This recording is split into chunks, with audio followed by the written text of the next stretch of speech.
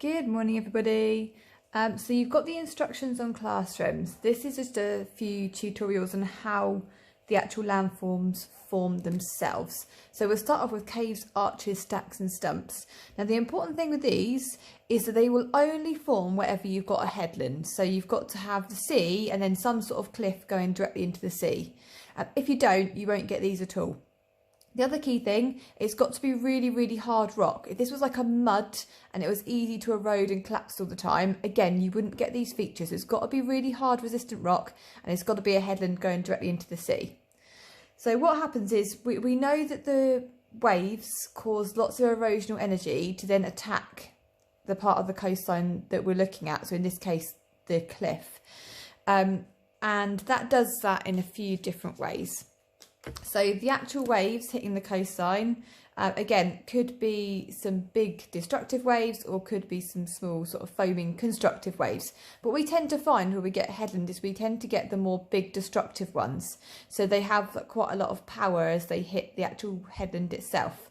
So these big destructive waves will attack the headland via two different types of erosion, and they're ones we've already talked about. So one, hydraulic power, which is where the waves actually hit the rock and force air into small cracks, and two, abrasion. So they'll pick up little bits of pebbles and rocks from the bottom of the sea and they'll hurl it against the cliff, which again will weaken it.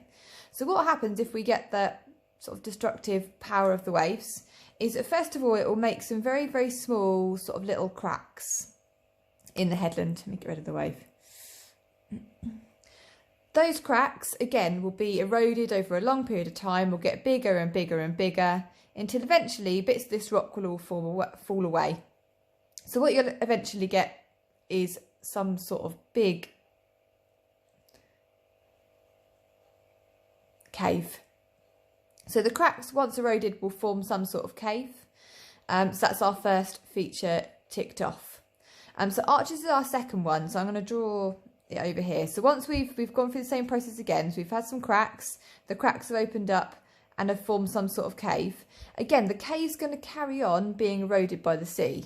So what eventually happens is this cave will get bigger and bigger and bigger and bigger, and it might be attacked from the other side of this headland as well. Get bigger and bigger and bigger until it actually breaks through to the other side. So rather than having some sort of cave, you can then actually see stuff the other side. So maybe you can see a little boat, for example, in the background, and we call that an arch. So simply that erosion carries on and carries on and carries on until it goes directly all the way through the cliff headland and makes a hole through to the other side. And again, we've now had a look at arches. You may have seen one. There's one called Durdle Door down the Jurassic Coast in Dorset, so not very far from us at all.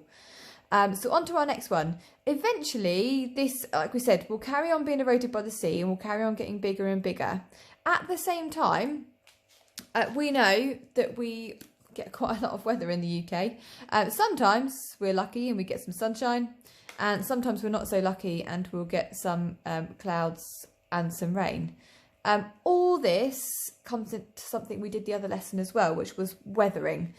So the sun can heat up the rock, and sometimes if it's not sunny we can get freezing temperatures, which can start to mechanically weather this bit of rock.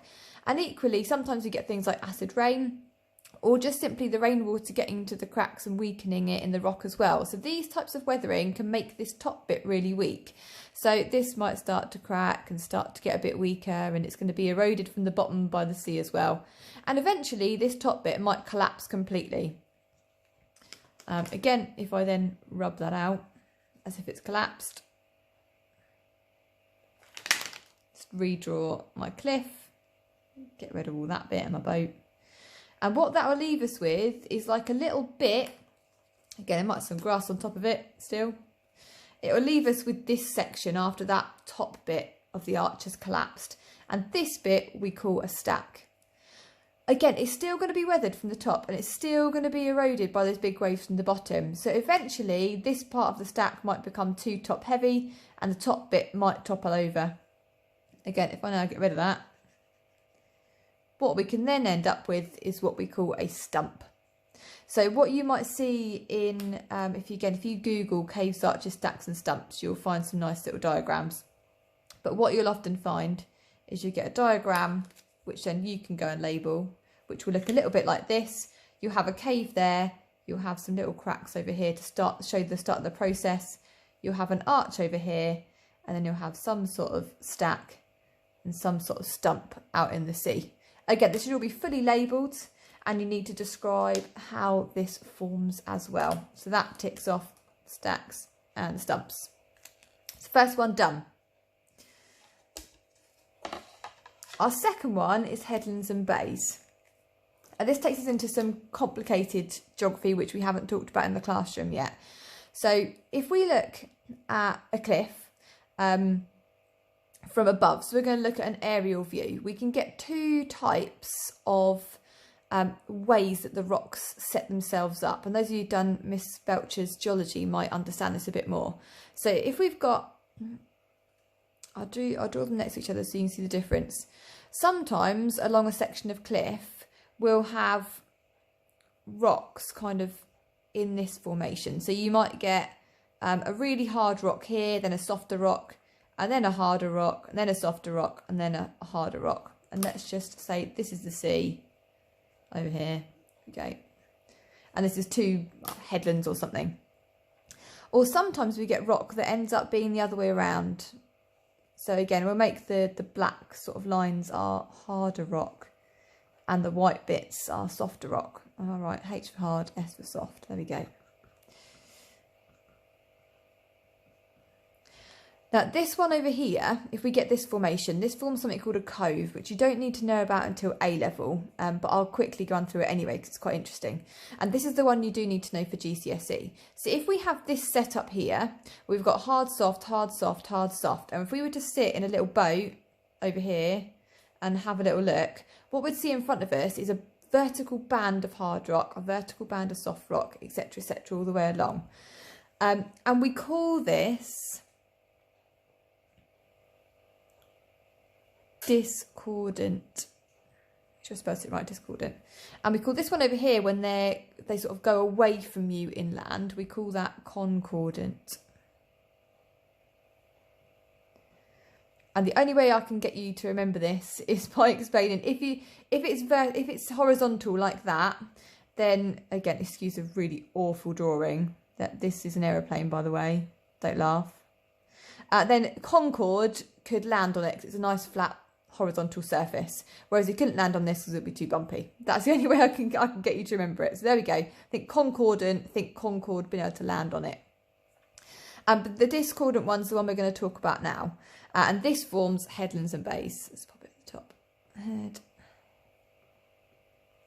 Headlands and bays. Again, we're going to talk about erosion from the sea. So I'm going to get rid of this one for now. I don't need it anymore. So again, our waves are going to be sort of hitting this part of the rock quite hard.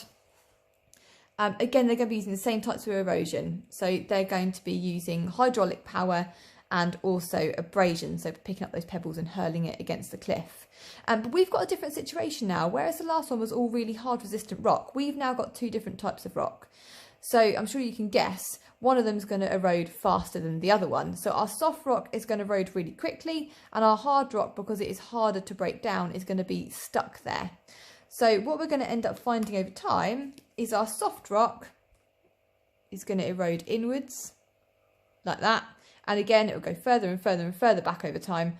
And our hard bits of rock are going to be jutting out. Now, again, if you imagine over time, what will happen is we'll end up getting some nice big headland cliffs over here. But where we've got this nice soft rock, we tend to find we get a bit less energy in there. So a lot of the energy will start to concentrate on these hard bits and try and erode it. And in these nice little bays, we'll get some nice deposition of sand. So we end up with little beaches in here, hence our bays. And the hard bits end up being our headlands, which are really hard and resistant to breaking down from that erosional energy from the water. So headlands and bays, alternating bands of hard and soft rock. The soft rock's eroded much faster. And then because it ends up being lesser energy in there, we get deposition of sediment. So we get some nice beaches, whereas these bits here are left as some big rocky headlands. And again, these headlands could have the last one that we just looked at in them. So this headland jutting out here could have an arch or a cave or a stack built into it. Right, last one. New board. So our last one is cliffs and wave cut platforms. And again, these happen in a bit of a sequence. So again, when you see diagrams, you'll see some ones that attempt to get it all in one picture, and that's what you're kind of aiming for. So we've already kind of talked about cliffs a little bit with the last one. So we end up having cliffs as headlands. Let me draw the sea on again. There we go. So for this one, we need to understand that there are other processes sort of acting along a coastline as well, not just waves. So I'm hoping you all are aware we get tides as well. So waves are just simply the movement of water that's being sort of forced by the power of the wind. But tides are completely different. So tides are dependent on the moon, and we're actually going to do them in another lesson. But you kind of need to know what they do first for this a little bit. So tides, when the moon orbits us and we turned round in the night on our axis, the moon has a gravitational effect on the surface of the planet. And what it does is the moon actually kind of pulls planet Earth towards it, but it doesn't really have much luck in pulling the solids towards it. It's just not a big enough gravitational pull. But what it can do is it kind of pulls the water towards the moon, and the gravitational effect of it is strong enough that it actually causes a bit of a bulge in water. So it effectively pulls the water towards the moon, and that's what makes us have a high tide and a low tide. So in this diagram, this is now at high tide, but at some point the tide's going to go out and the water's going to come down, and I'll show you what that does in a second and what it exposes. So at high tide, our water up here, in fact, I'll make it easier and I'll take that little bit away. At high tide, our waves, again, let's draw some destructive waves on there, will be attacking the bottom of this cliff. And so what will happen over time, again, hydraulic power and abrasions are picking up little pebbles and stuff from the bottom of the sea and hurling it towards this cliff. What it will do is it will start to kind of eat away and wear away very gradually at the bottom of this cliff. And what it eventually leaves behind, oh God, that's really smudgy, isn't it?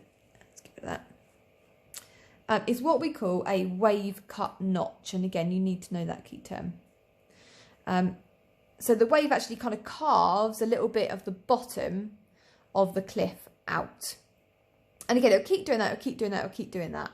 At the same time, we've got other processes acting at the top. So remember we said we've got the sun, which causes hot temperatures. We've perhaps got cold temperatures, which might bring sort of snow and frost and that sort of thing.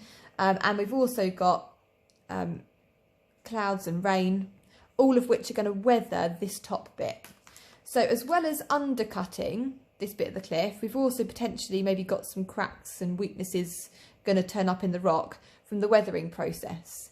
Eventually, this part of the cliff will become, under the force of gravity, too heavy to be supported by what's underneath because it's been eroded at the bottom.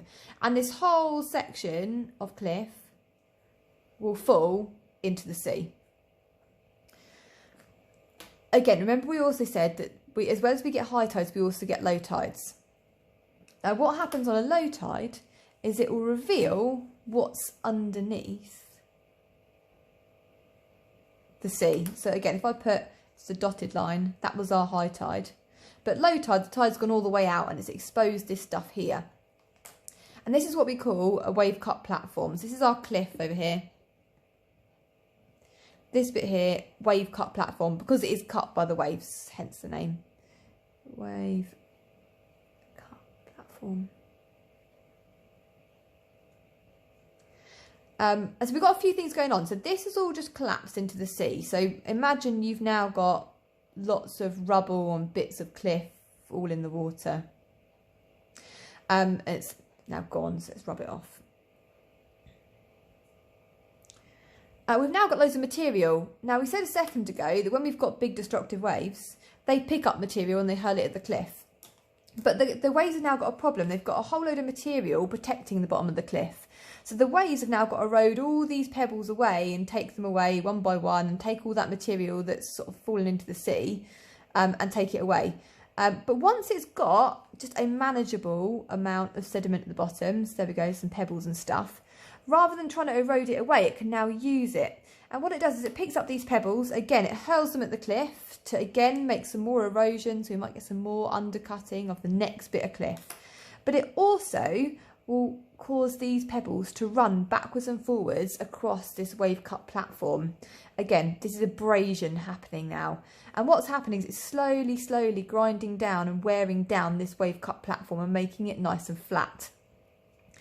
Hence, we've got a new cliff face and we've got an even bigger wave cut platform. This is going to happen over and over and over again. So again, it's going to be undercut. Again, we're going to get this section of cliff which is going to fall into the sea. It's going to produce more material for the water to have to erode.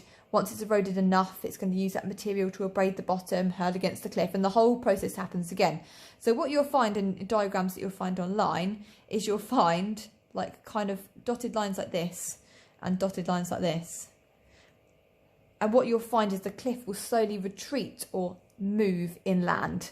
And wherever you go to a cliff, essentially you're standing on a new bit of cliff, which at some point is going to fall into the sea.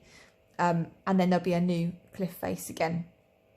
So cliffs, wave cut platforms is our last erosional feature. What I'll do when we go on to depositional, which we'll do next time, is again, I'll do another instruction video with some guidance and some help. Use the video, use the online textbook, which is on the the GCSE geography base. There is a copy there. And there's some really good websites as well, Cool Geographies. I know it's really uncool when you put cool in the word, but Cool Geography is a really good revision website too. BBC Bite Size have got some really good pictures and tutorials on how these work as well. Or if you're not quite sure, ping me an email. Good luck.